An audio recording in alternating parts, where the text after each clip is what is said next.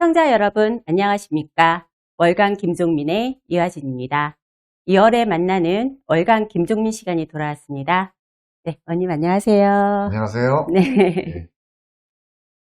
네, 최근 의원님이 페북에 올린 정치 교체에 대한 이야기가 한동안 정치권에서 큰 화두였습니다. 언론에서는 586 용태론이라는 기사가 많이 나왔는데요. 이미 여러 언론에서도 많은 이야기를 해주신 것으로 알고 있습니다. 이 자리를 빌어 의원님의 정치 교체에 대한 생각을 정리해 말씀해 주시면 감사하겠습니다. 예. 지금 제가 정치 교체에 대한 글을 하나 썼는데요. 정치 바꾸자는 거죠. 지금 보통 이제 정권을 바꾸자 이렇게 얘기를 하잖아요. 네네.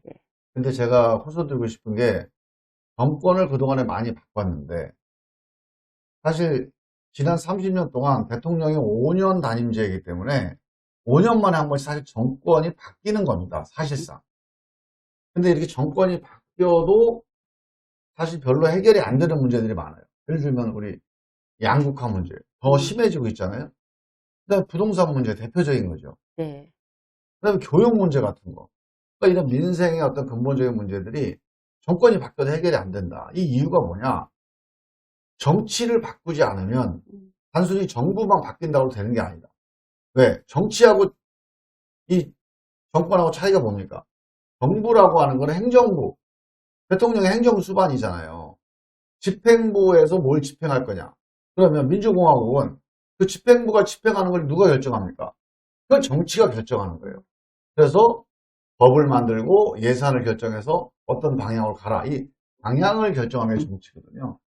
근데 방향은 바꾸는 거를 못한 거예요, 그동안에. 그래서 이 방향을 만드는데 정치가 하는 거니까 이 정치를 좀 바꿔야 된다. 왜 방향이 잘못 가고 있잖아요. 잘못해온 거죠, 지금까지. 그래서 저는 정권 교체보다도 어떤 정권이 들어서건 이 정치를 함께 바꾸지 않으면 인생이 안 풀린다. 해결이 안 된다.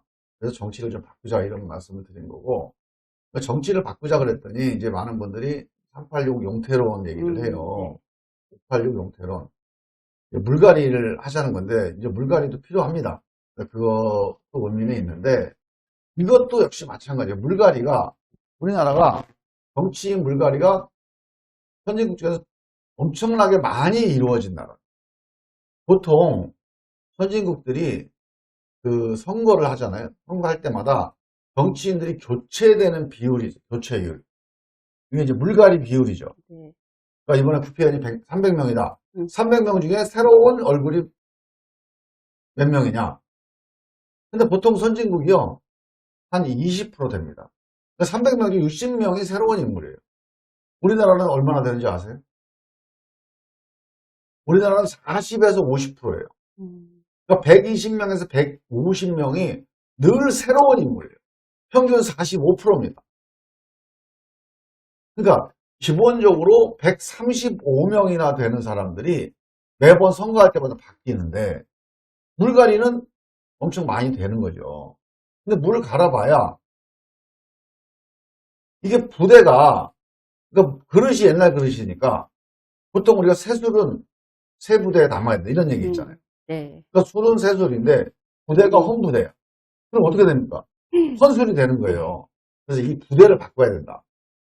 우리가 비유해서 얘기하면 그러니까 자동차를 한번 예를 들어봐요. 우리 대한민국의 자동차라고 생각을 해봅시다.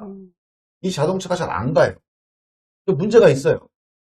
그래서 맨날 이 운전기사가 좀 문제가 있는데 운전기사만 바꾸는 거예요. 근데 운전기사도 문제가 있지만 더 근본적인 문제는 엔진이 문제인 거예요. 엔진이. 네. 그럼 어떻게 됩니까? 엔진을 바꿔야 자동차가 잘 달리는 거지. 엔진이 안 좋은데 애꿎은 운전기사 많이 바꿔봐야 운전기사가 물론 문제가 있을 수 있으니까 운전기사 바꾸는 건 좋다 이거죠. 근데 엔진 안 바꾸고 운전기사 바꿔봐야 의미가 없다. 그래서 이 엔진을 바꾸자. 그럼 엔진의 가장 큰 문제가 뭐냐? 대한민국 정치 엔진의 가장 큰 문제는 뭡니까? 저는 양극화 정치, 어떤 대결 정치, 쌈박질 정치 이거라고 봐요. 그러니까 정치라고 하는 게 기본적으로 서로 생각이 다르고 이해관계가 다른 사람들이 서로 힘을 합치자고 하는 게 민주주의 아닙니까? 그게 정치잖아요. 근데 그래서 통합을 하는 게 정치의 가장 큰 목표입니다, 사실은. 서로 경쟁하고 선거 때 이익을 지고 하는 이유가 그렇게 해서 결국 같이 가기 위해서 하는 거죠. 따로따로 갈 거면 뭐하러 선거합니까? 그냥 각자 알아서 가고 힘센 사람이 그냥 끌고 가는 거지. 그래서 저는 이게 통합을 못 해내는 게 우리 정치의 문제다. 그래서 우리 민주당도 사실은 우리 민주당이 좀 반성을 해야 됩니다. 왜냐하면 사실은 저쪽 그 국민의힘이나 뭐 박근혜 정부나 이명박 정부에서 이런 통합의 정치를 못했어요. 그래서 그게 국정농단이 되고 적폐가 된 겁니다. 적폐청산을 해서 새로운 대한민국을 만들어라. 그래서 국민들이 촛불 민심이 적폐청산을 하라고 그러면 그런 통합의 정치를 못하고 각 자기 이해 기득권 정치를 해온 그거를 심판하고 새로운 대한민국을 가자는 거는 이런 다시 통합을 해달라는 거였는데 사실 우리 민주당이 적폐청산에만 너무 또 몰두하는 바람에 새로운 대한민국, 통합의 대한민국을 만드는데 별로 역할을 못했습니다. 그동안에.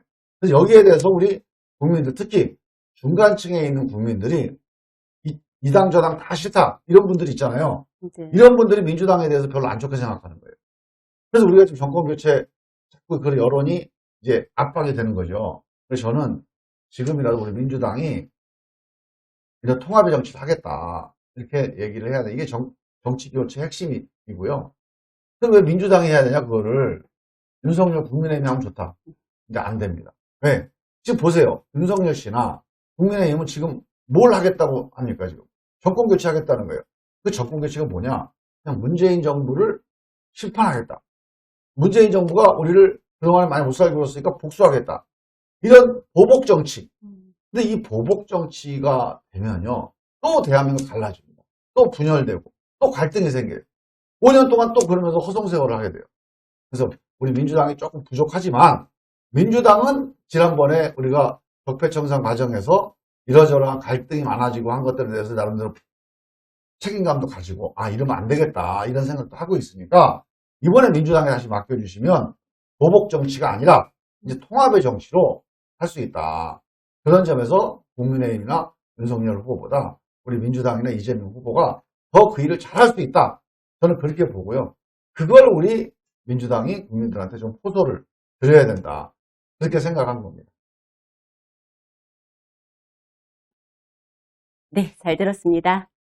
설 연휴 전에 지역에 그 희소식이 많이 들려오고 있습니다. 먼저 논산 상생형 일자리 체결 협약식, 또 계룡 스마트시티 선정, 대실 초등학교 설립 승인 등 지역의 큰 명절 선물이 아닐까 싶습니다. 예, 관련해서 의원님께서 많은 노력을 하셨다고 들었는데요. 어떤 사업이었는지 또 어떤 역할을 하셨는지도 궁금합니다. 예, 일단 논산에 상생 일자리 협약이 체결됐습니다. 며칠 전에 문재인 대통령께서도 그 페이스북에 축하한다고 축하 인사를 올리셨어요.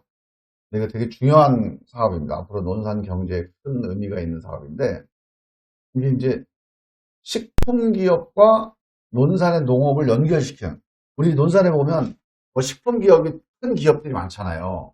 뭐 CJ라든가 HY라든가 이런 큰 기업들이 있는데, 이런 대규모 기업이 그냥 몇 사람 일자리만 고용하고 별로 논산하고는 크게 연결이 안 돼 있었어요. 그런데 이게 상생 일자리로 대기업과 중소기업, 그 다음에 여기에 이제 우리 논산에 있는 시민들이 일자리도 참여하고, 그 다음에가 이 식품기업의 재료를 우리 논산에 있는 농가에서 나오는 농산물로.